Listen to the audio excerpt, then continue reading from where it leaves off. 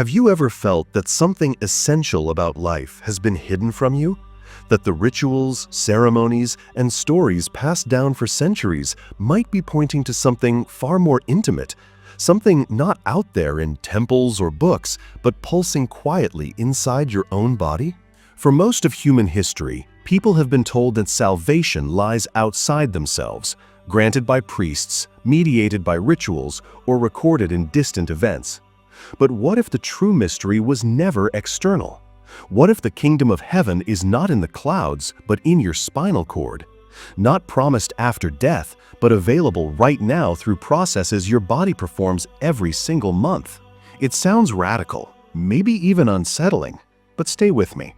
Because the deeper we go, the more you'll see that this isn't just spiritual speculation. It's an anatomy lesson disguised as scripture, an internal map encrypted in myths, and a biological process that mystics, yogis, and alchemists all described in different languages. The question is, will you continue to live as if this knowledge doesn't exist, or will you start paying attention to the sacred cycles already at work within you? The lost map of the human temple. Ancient texts, from the Gnostic Gospels to Egyptian hieroglyphs to the hymns of India, hint at a profound truth. The human body itself is the real temple. Its organs, nerves, and glands are the holy places described in sacred scripture. Every city, every river, every symbolic figure is more than history, it's physiology in disguise. When early Christians read about Bethlehem, they weren't imagining a stable in Palestine. They saw it as the solar plexus, the house of bread, where a sacred seed is born every month. When they meditated on the river Jordan, they weren't picturing geography. They were visualizing the spinal cord, the inner river connecting heaven, the brain, with earth, the lower body. And Golgotha, the place of the skull? That wasn't a hill. It was the base of your own skull, the crossing point of vital nerves, where a biological crucifixion occurs each cycle. A crucifixion not of death, but of transformation. This isn't just poetic metaphor. It's an encoded medical language. The ancients didn't write openly about these things because they knew knowledge could be corrupted or misused. Instead, they cloaked it in parables, myths, and symbols, teaching only initiates how to read between the lines. So the bread and wine of communion? Not literal bread, not fermented grape juice. They were metaphors for the sacred substances your own body produces, the oil secreted by your glands, and the fluid that nourishes your nervous system. If that sounds strange, ask yourself, why do so many religions describe salvation in terms of food, drink, oil, and blood? Because all of these are coded references to inner secretions, your body's hidden alchemy, a secret cycle you've been missing. Here's the astonishing part. According to traditions long buried by institutions, your brain produces a special substance every month. It happens with astronomical precision when the moon crosses the same degree it occupied at your birth. For about 2.5 days, a seed forms in a thin layer of brain tissue called the colostrum. This seed isn't sperm, and it isn't an egg. It's something subtler, a psychophysical drop that carries generative potential. Ancient yogis called it bindu. Alchemists called it philosophical mercury. Early Christians simply called it the Christos, the oil. Once born, this seed begins a descent. It moves down the vagus nerve, collecting impressions from every organ, like a messenger traveling through the kingdom of your body. If during this time you're intoxicated, overstimulated, or careless with your energy, the seed is damaged. Alcohol especially destroys it. It literally dissolves the bonds that give the oil its potency. But if you protect it, if you fast lightly, remain calm, and avoid wasteful indulgence, the seed reaches your solar plexus intact. There it matures for another cycle. And then something miraculous can happen. It can rise back upward. This rising is the true resurrection. The seed becomes lighter, refined, vibrationally charged, and begins to ascend through the spinal column. It weaves upward through channels described in every esoteric system: the Ida and Pingala of yoga, the caduceus of Hermes, the ladder of Jacob. And when it crosses at the base of your skull, amplification occurs. The seed isn't destroyed, it's magnified. This is the inner crucifixion, the moment where what was once ordinary is transfigured into extraordinary.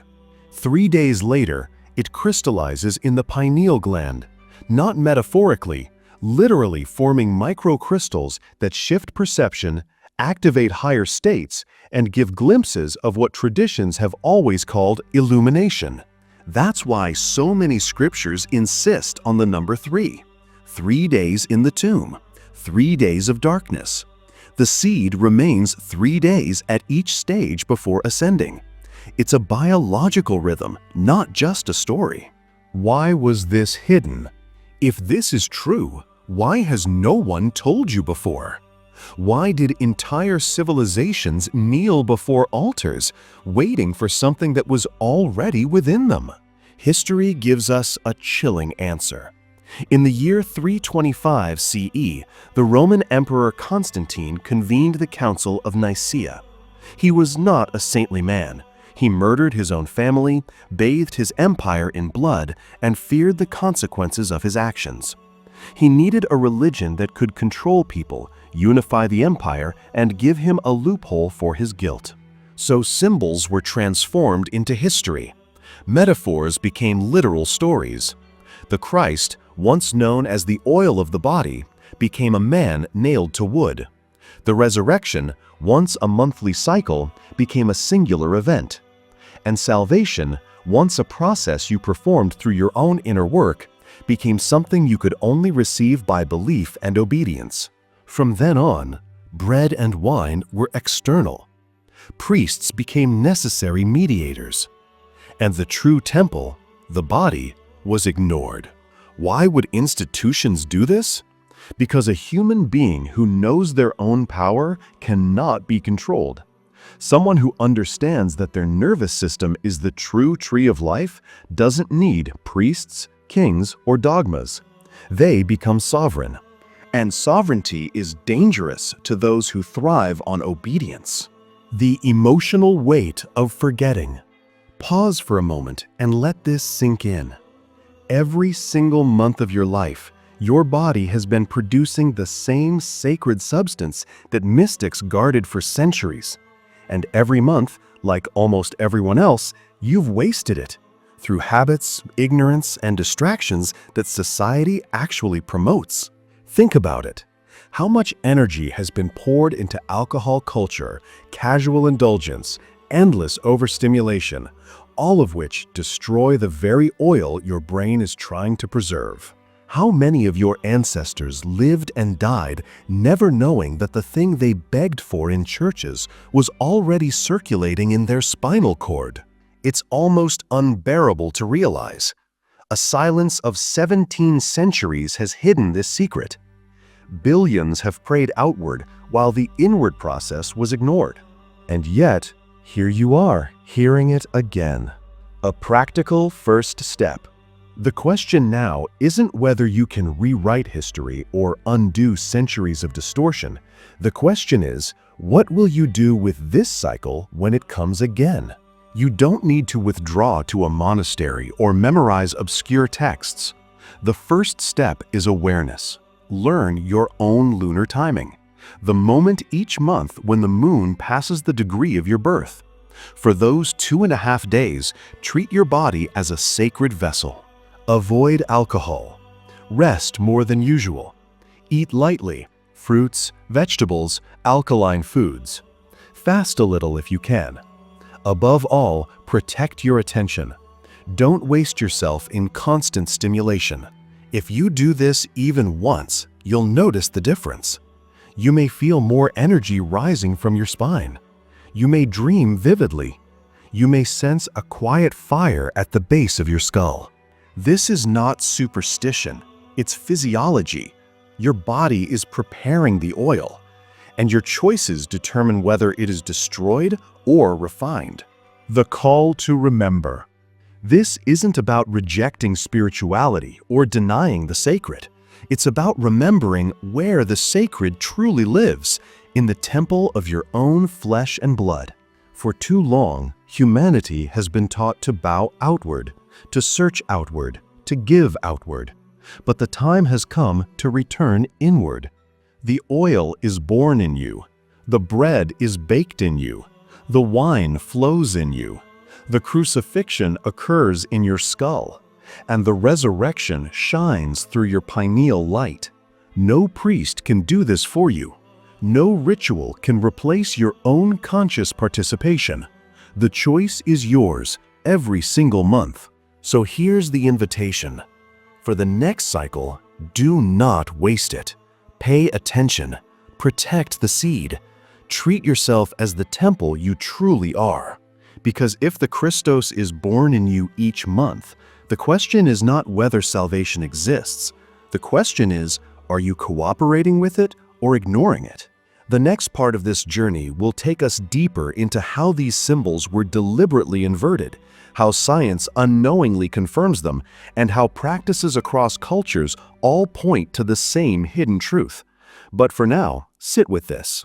If your own body produces the oil of transformation every month, how many cycles are you willing to waste before you begin to honor it? How the map was flipped, and what science accidentally confirms. Have you ever sensed that the story you were given about yourself is inside out? As if someone took a mirror and turned it around, leaving you searching in the wrong direction for something that was always in your reach? That feeling isn't random. It's the echo of an old switch.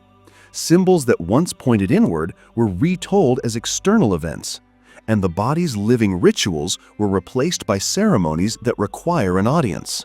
Today, we'll sit with two questions. First, why would anyone flip that map in the first place? Second, if the map is real, can anything in modern research quietly support it? Not to prove every ancient claim, but to show that the human body is wired for cycles, refinement, and ascent, right now, within you. The quiet inversion. If a person holds power by standing between you and your own source, what happens if you discover you never needed a middleman? Hierarchies weaken, obedience wanes, taxes and tithes dry up. That's the first reason stories were turned outward: control. When salvation is sold as an event in history and not a rhythm in your body, you become a consumer of rights instead of a steward of your own chemistry. There's a second reason: fear. The body's inner fire is not cute. It shakes habits, strips illusions, and exposes where we bargain with ourselves. Institutions prefer order, not inner storms that give people personal authority. So the teachings were made safe. Bread became bakery bread. Wine became something you sip instead of a signal to observe what flows within you. Oil on the head became a ceremony instead of a monthly instruction to guard the brain's own chrism. And then there's convenience.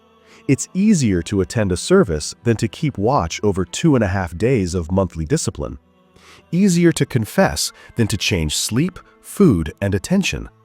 Easier to talk about heaven than to train your breath and spine. Convenience always wins, until a person decides that aliveness is worth more than comfort. The cost of this inversion shows up as confusion and shame. People were told that sin is a moral stain, when the older meaning is simply missing the mark. Waste the monthly seed? That's missing the mark. Fry your brain chemistry with stimulants during your window? Missing the mark. Drown the seed in alcohol? Missing the mark. No cosmic courtroom, just a practical note. You aimed away from your own ascent. The emotional weight: grief, anger, relief. When you first see this, 3 emotions tend to visit. Grief arrives for all the lost cycles, the ones you didn't know to guard. The nights you numbed yourself when your body was quietly asking for stillness. The years you thought an external key would open an internal door. Anger follows, at leaders who didn't know and still insisted. at a culture that glamorizes habits that shred the very oil your brain is trying to refine, at your own patterns. Let them both pass through. Don't set up a home for either of them. Because relief is waiting. The door was never locked. Your body hasn't stopped trying to help you even when you ignored it. Every month, another chance. No permission required. The body's language, a bridge with modern research. We don't need modern science to validate ancient practice, but it's helpful to notice how many current findings rhyme with older claims. Cycles rule the brain and body. We already accept circadian rhythms, roughly 24-hour cycles that set sleep, hormones, and temperature. There are shorter ones too, ultradian rhythms of 90 to 120 minutes, shaping attention and recovery across the day. There are monthly patterns in many people tied to hormones and mood. None of this is fringe. The point is simple: your system is a clock of clocks. A monthly window for sacred chemistry is not a strange idea in a body built on clocks.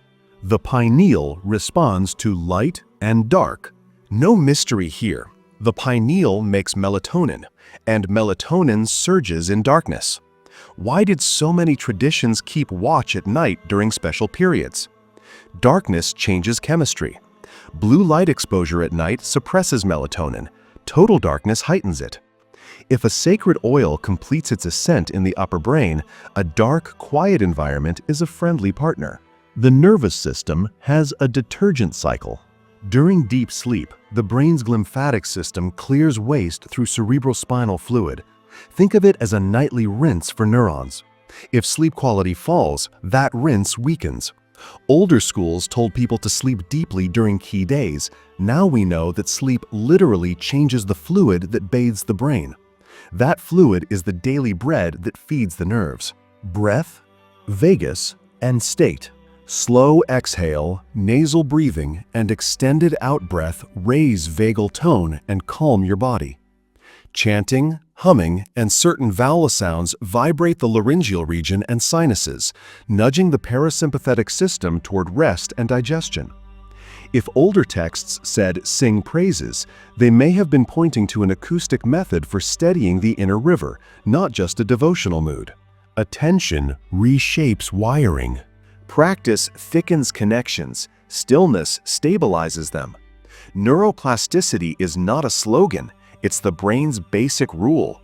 Train focused awareness during your window, and you're not only honoring an old instruction, you're giving the brain a clear job while chemistry is favorable. None of this proves that an oil crystallizes in the upper brain. It does, however, remove the idea that inner cycles and monthly windows are fanciful. Your biology is a tide. You can surf it or stand with your back turned. The map, reread. Look again at the symbols with this in mind. Bethlehem as solar plexus, the house of bread, where the seed born above receives food below. Jordan as the spinal river, north to south, brain to sacrum. Golgotha as the skull's base, the crossing where nerves form an inner cross. The 3 days as fixed periods of maturation at each stop, brain, plexus, brain again. The fish as a sign of the seed's stage and scent during alkaline shifts. The ladder as the 33 vertebrae, the rungs your messengers move across. You don't have to adopt every parallel. You only need to ask, what changes in my life if even part of this is true? Answer, everything about how you treat your time, attention, food, and breath, especially during your days of power. The kinds of waste no one warned you about. If your monthly seed is a guest of honor, there are bouncers at the door who never check IDs. Alcohol. This is the most obvious saboteur. It cuts bonds, dehydrates tissues, inflames the gut, and blunts sleep architecture. During your 2.5-day window, alcohol is not a treat, it's a trap. Fermentation in the gut. Heavy, sugary, or yeast-rich meals, especially late, raise internal alcohols from fermentation. You can destroy your seed without touching a drink. That's why older schools leaned on lightly cooked plants, broths, and fruit during sacred days. Overstimulation. Endless scrolling, conflict, late-night work, anything that keeps your head buzzing at midnight drags your chemistry away from stillness. If the seed must hear a quiet signal to rise, noise at the wrong time is a kind of theft. Excessive release. Sexual energy is not the enemy. Careless timing is. Many traditions simply asked for restraint during the window, not forever, just when the seed needs a clear path home. Harsh self-judgment. Shame feels like discipline, but it's stress in a robe. It floods your system with chemistry that scatters the signal. Replace the whip with a lamp, awareness, not punishment. A plain guide for the window. You don't need to move to a cave. You need a plan for 3 days each month. Use any reliable ephemeris or astronomy app to mark the time when the moon matches your birth degree. If you don't have the exact number, pick the day of your lunar return each month using a simple lunar tracking tool. Let it be approximate at first. You'll refine it through experience. Prepare 48 hours early. Wind down caffeine. Clear heavy tasks. Tell the people who matter that you're going quiet for 3 days. This tiny social contract protects your attention. Food, light, mineral-rich, and steady. Think fresh fruit earlier in the day, cooked vegetables with a little quality fat at night, broths, soaked nuts and seeds if they sit well, and plenty of clean water or herbal infusions. Salt to taste, your nervous system loves minerals. If fasting feels natural, keep it gentle. If it makes you edgy, eat light instead. The aim is calm blood chemistry. Darkness and sleep. Cut screens 2 hours before bed. Black out the room. Morning, get real daylight in your eyes for a few minutes. Night, give your pineal real darkness. You're not being dramatic, you're giving your chemistry clear cues. Breath and posture. 3 times per day, practice this for 10-12 minutes. Sit tall, tongue resting lightly on the roof of the mouth. Inhale through the nose for a count of 4-5. Exhale through the nose for a count of 6-8. Keep the belly soft. Let the spine lengthen. On the final few breaths, hum softly on the exhale. Feel the bones of the face vibrate. The spine moves like a wave. Once or twice a day, spend 5 minutes on gentle spinal waves, seated or standing. Ripple from tailbone to crown, very small. This isn't a workout, it's a reminder to the inner river that the channel is open. Sound as medicine. Pick a simple vowel, ah or om, and sustain it quietly for a few minutes. Not loud. Let the throat stay relaxed. Feel the chest and skull resonate. You're not chanting for points. You're bathing tissue in a friendly vibration. God attention. Silence most notifications. Avoid heated debates. Stay off fast-cut media. Choose one book, one walk, one conversation. Let the rest wait. Sexual restraint without fear. Treat the window as a time of inner courtship. Warmth and affection are welcome. Release can pause. After the window passes, live naturally. This is not a vow, it's good timing. A short written record. Each night, jot 5 lines. Energy level, mental clarity, feeling at the base of the skull, dreams, and mood. Patterns will reveal themselves very quickly. You'll know you're on the right track when the window feels subtly different, quieter behind the eyes, warmer at the nape, less craving, more simplicity. Don't chase fireworks. Look for steadiness. The bridge between worlds, rituals that actually work. If you still want ceremony, make it serve your biology. A small bowl of spring water beside your bed. A reminder that fluid in the brain must stay clean. A single olive or a teaspoon of quality oil before evening breath practice. Not superstition, just a symbolic nod to the inner chrism, and a gentle signal to savor, not binge. A piece of plain, well-made bread or a warm broth at sundown, call it daily bread and mean it. Food that calms the gut instead of fermenting it. A candle for the 3 evenings. Not because fire is magical, but because steady flame reminds the nervous system what steadiness feels like. Keep it simple. The goal isn't theater, it's consent. Your conscious yes to what your body is attempting. What about doubt? Doubt is healthy. Keep it. But don't use it as a shield against practice. A fair test is this. Give 3 full windows, about 3 months, to the protocol above. No alcohol, no frantic nights, light food, breath, sound, darkness, gentle movement, guarded attention, sexual restraint. Then evaluate. If nothing changes, you've lost nothing and gained discipline. If something shifts, even modestly, you'll have proof that needs no debate. You may notice any of the following: deeper sleep, clearer dreams, a warm rope feeling along the spine, a soft hum behind the eyes, less irritability, fewer cravings during the window, a spontaneous urge to be kinder, a sharper sense of truth and falsehood in conversation. None of these are fireworks. They are signs that the river is flowing. The social layer, doing this in a loud world. Sacred windows rarely fit modern calendars. You'll have work, family, and noise. Treat this as craft, not perfection. These tips help. Pick a cover story. I'm on a short health reset. That's true. People respect it. Batch chores before the window. Do errands, emails, and heavy decisions 48 hours early. Your future self will thank you. Find one ally. A partner or friend who knows to leave you some quiet and gently nudge you if you reach for a drink or a late-night binge. Expect a wobble on day 1. The first evening often brings restlessness. Ride it with breath and an early bedtime. Day 2 usually feels smooth. Re-entry matters.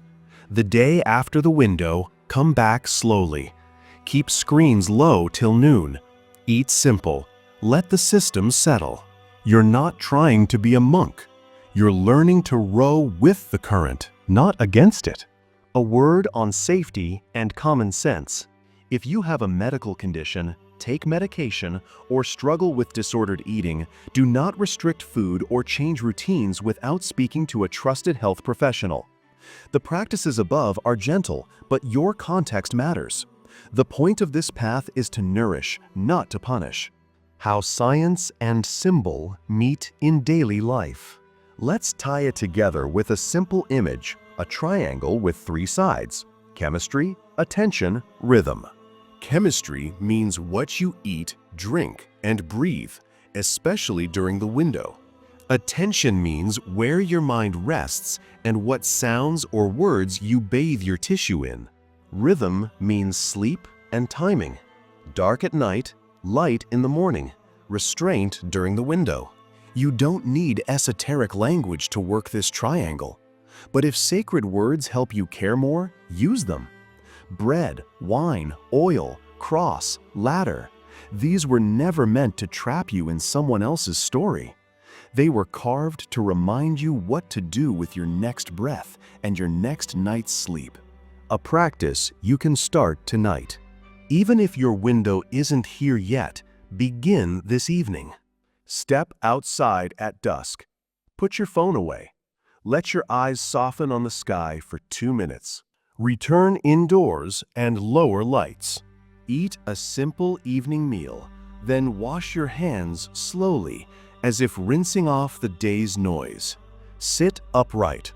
10 minutes of nasal breathing, 4-5 in, 6-8 out. Tongue resting on the roof of the mouth. Hum softly on 3 final exhales. Write 3 lines. What did I feed my body? What did I feed my mind? What fed me back? This takes less than an hour. You'll sleep differently, and tomorrow will already feel cleaner. Why this matters?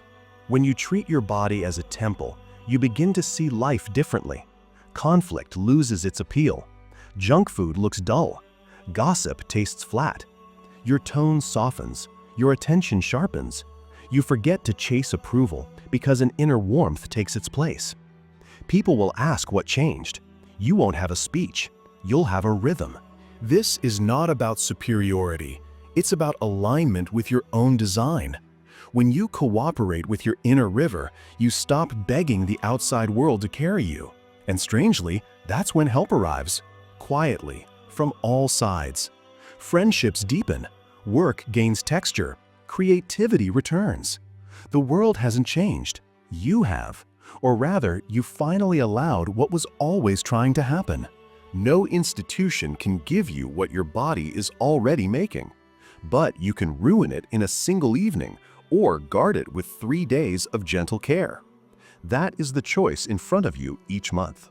In the final part, we'll move from practice to promise, how to sustain this month after month, how to weave sexual energy into the path without fear, how to use attention and speech so they carry current instead of static, and how to build a life where your work, relationships, and daily habits bow to this quiet royalty within you.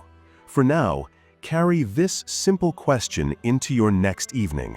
If your next 3 days held the key to clearer thought and steadier heart, what would you remove and what would you keep? Living with the inner oil, from cycle to continuity. Every month, the body offers you a chance to practice resurrection. Not in myth, not in memory, but in the chemistry of your own spine and skull. By now, you've heard the story, felt the weight of the inversion, and glimpsed practical ways to keep the seed safe during its window. But a bigger question waits. How do you weave this into the rest of your life? Because 3 days can feel powerful, but what about the other 26? Do you simply return to old patterns? Or can you carry the same awareness into daily choices, so that the oil doesn't just rise during the window, but your whole life begins to feel like a temple in motion? This last part is about continuity, about rhythm, sexuality, words, and the way you shape your environment so that your practice isn't fragile but steady. Let's walk together. The long game. Rhythm as teacher. You've probably noticed how easily the body forgets. A single late night, a single heavy meal, and it's as if all progress evaporates. This isn't failure, it's a reminder that you are rhythmic, not mechanical. Machines break down once and stay broken. Living systems wobble, repair, wobble again, repair again. So, the first practice is not perfection, it's returning. Each cycle is a new chance. Each day is another rehearsal. The seed isn't a one-time miracle, it's a monthly invitation. Miss it? Another comes. Guard it halfway? You'll still feel something. Guard it fully? You'll know why the ancients spoke of light in the skull. Consistency grows not from forcing, but from rhythm. Think of a drum beat. Too fast, it scatters the dancers. Too slow, it lulls them to sleep. But steady, steady is everything. So build small rhythms outside your window. A few minutes of breath before meals, a quiet walk at dusk, 1 page of journaling about how your body feels. These are not decorations. They are signals to your nervous system that you're listening. And when the sacred days arrive, your body trusts you enough to cooperate. Sexual energy, not enemy, not master. Here lies one of the most misunderstood pieces. Many traditions shouted abstinence, while others drowned in indulgence. Both extremes miss the point. Sexual energy is raw fire. Without it, there is no creativity, no drive, no birth, physical or spiritual. But like any fire, it can warm or it can burn. The secret is not to put it out and not to let it rage uncontrolled, but to learn when to let it flow outward and when to keep it circling inward. During the sacred window, restraint is wise. Not forever, just long enough for the seed to travel safely. Think of it like tending a flame in a storm. You cup your hands, protect the spark, and let it catch. Once it rises, once the oil has reached its upper chamber, sexual energy can flow outward again without harm. In fact, it flows cleaner, no longer tangled in guilt or compulsion, but carrying a fragrance of clarity. Outside the window, intimacy can be conscious play. Pay attention to how release affects your mood, your dreams, your energy the next day. Keep notes. You'll see that not all moments are equal. Some days your body can spare the fire. Other days it leaves you dull. This is not morality, it's chemistry. When you learn the rhythm, you no longer swing between repression and excess. You become a conductor, raising and releasing energy according to season. That's freedom. Words as carriers of current. You've likely noticed how certain words drain you. Complaining, gossiping, arguing, they spill energy like holes in a jar. Other words seem to nourish you. Honest gratitude, gentle humor, quiet prayer, spoken intention. Ancient schools said that the word becomes flesh, not because speech is magical in a childish sense, but because sound literally vibrates tissue, changes breath, and shifts chemistry.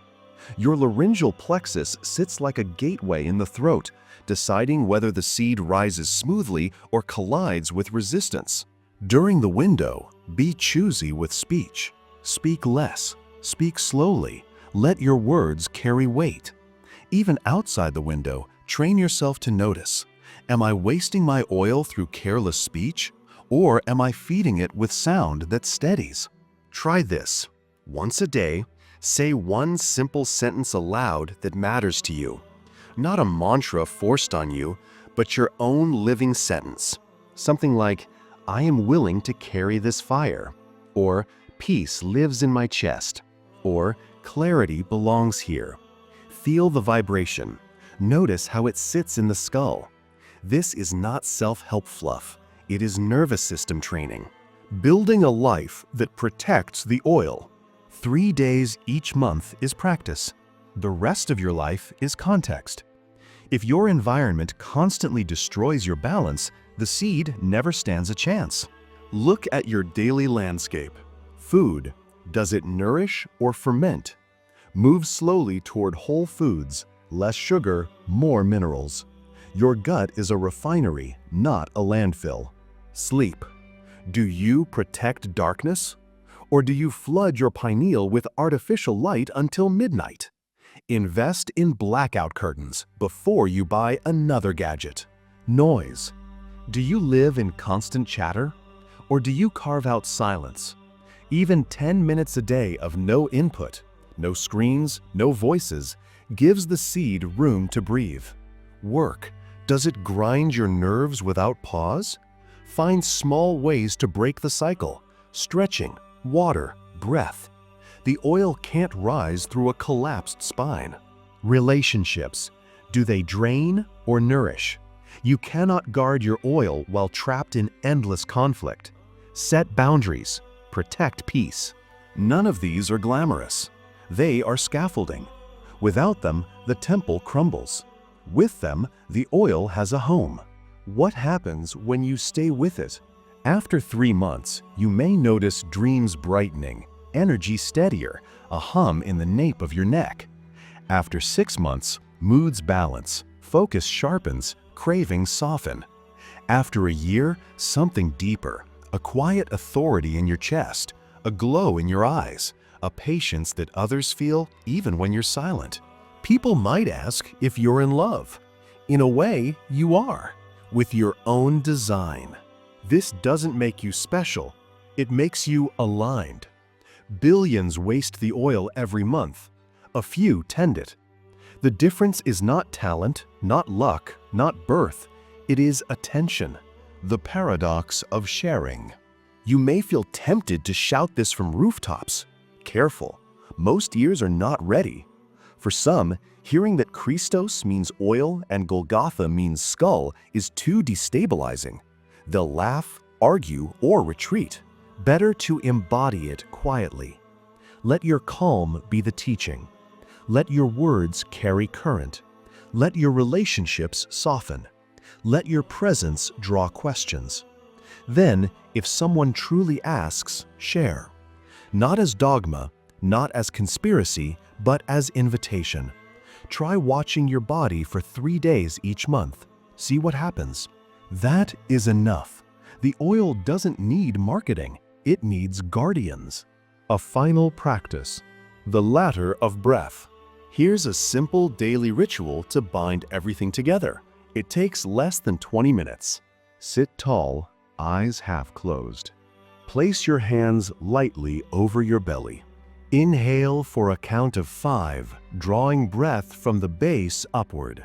Pause.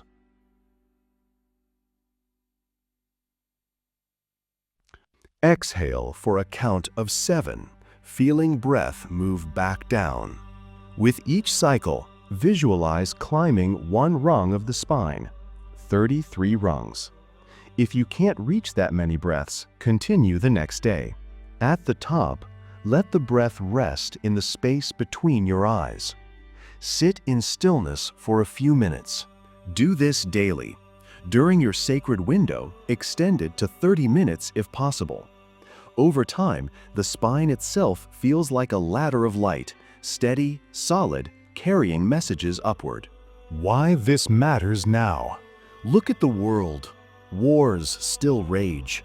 Addictions spread like wildfire. People numb themselves nightly, and institutions profit from despair. This is not new. It's the same old inversion. But each person who remembers the oil within becomes a quiet rebellion. You can't stop the whole machine, but you can stop it inside yourself. You can choose to let your body's cycles teach you instead of letting distraction waste you. And that choice ripples outward through your health, your mood, your relationships, your work. What better protest than refusing to be drained? What deeper prayer than protecting the oil you already carry? The call to live differently. You've heard the hidden map. You've seen how it was inverted. You've practiced the first steps. Now it's up to you. Not to believe me, not to argue, but to try. For 3 days each month, honor the temple. See what changes. Build rhythms. Guard words.